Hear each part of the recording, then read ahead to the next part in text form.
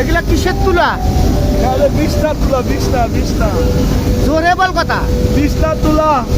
এটা কি করতেছো? তাহলে এখন বিছনা মানুষের খেতা বানাবো। দেখেন বন্ধুরা, আমাদের সিলিন্ডারের অবস্থা। সিলিন্ডার আমাকে শীত লাগে, তো এই জন্য আমরা গাছ তুলা দিয়ে কভারিং করে রাখছি। দেখেন অবস্থা, এলো ডায়ার মেশিনের অবস্থা আমাদের।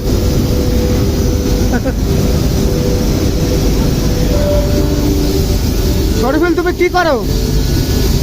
গিয়ার বক্সের মোটরের কানেকশন খুলি।